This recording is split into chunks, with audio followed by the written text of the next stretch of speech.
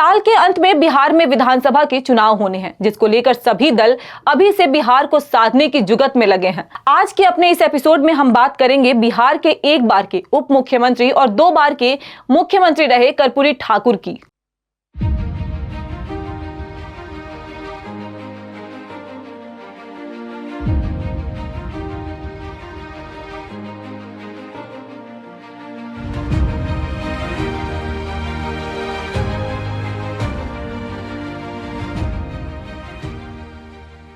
एक तरफ जहां सांसद विधायक बनते ही रुपए पैसे घर गाड़ी जागीर बन जाती है, तो वहीं दूसरी तरफ कर्पूरी ठाकुर का जीवन सरलता सहजता और ईमानदारी की मूर्ति के साथ साथ सियासत की चकाचौंध से दूर था। 1924 में बिहार के समस्तीपुर में उनका जन्म हुआ था। बचपन से ही कर्पूरी पढ़ने में तेज थे। 1940 में मैट्रिक की परीक्षा उन्होंने फर्स्ट डिवीजन से पास की थी। ये बात जब उन्होंने अपने पिता को बताई तो वो बहुत खुश हुए और कर्पूरी को आगे पढ़ाने की ठान ली, लेकिन परिवार की माली स्थिति बेहतर नहीं थी।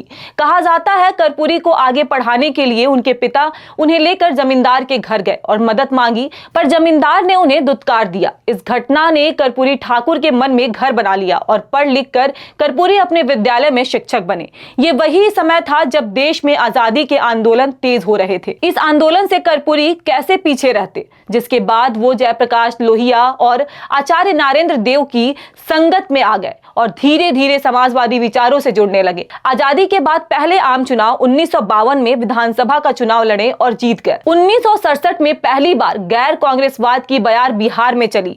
तब महामाया प्रसाद सिन्हा बिहार के मुख्यमंत्री बने, तो वहीं कर्पूरी ठाकुर इसी सरकार में उप मुख्यमंत्री बने।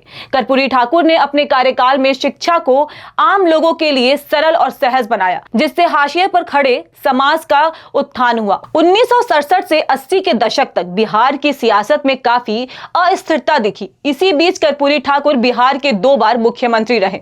कर्पूरी ठाकुर अपने जीवन में करीब 20 बार जेल गए। जननायक कर्पूरी ठाकुर एक ऐसे समाजवादी नेता थे जिनके सादगी का लोहा उनके विरोधी भी मानते हैं। शिक्षा और रोजगार के क्षेत्र में उन्होंने शानदार कार्य किया और शिक्षा वंचित लोगों को मुख्य धारा में जोड़ने का कार्य किया और पिछड़ों को आरक्षण भी दिया। सीएम की कुर्सी से उन्होंने सबको सामाजिक न्याय का पाठ पढ़ाया। उन्होंने कहा था, हक चाहिए तो लड़ना सीखो, जीना है तो मरना सीखो। सादगी के पुरोध कर्पूरी लोकराज की स्थापना के परोकार थे। गरीबों के हक और हकूक के वो सच्चे सिपाही की 1988 में मौत हो गई। उनके बारे में कहा जाता है, अपमान का घुट पीकर उन्होंने बिहार में जो बदलाव किए वो इतिहास के पन्नों में सदा के लिए दर्ज है। कहा जाता है कर्पूरी ठाकुर के अंतिम संस्कार के जुलूस के पास जाने से रोकी गई एक बूढ़ी महिला ने एसपी पर हमला करते हुए कहा, तुम्हें क्या, हमारा तो बेटा मरा है। आए दिन हम सभी खबरों में सुनते हैं कि एक बार विधायक या सांसद बनने के बाद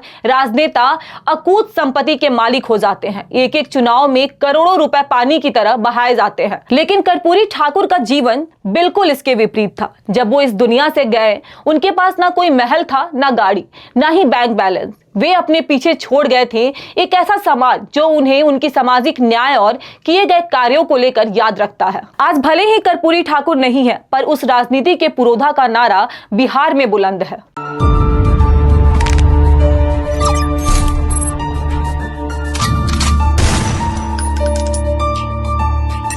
बिहार के प्रणाम करे जिए।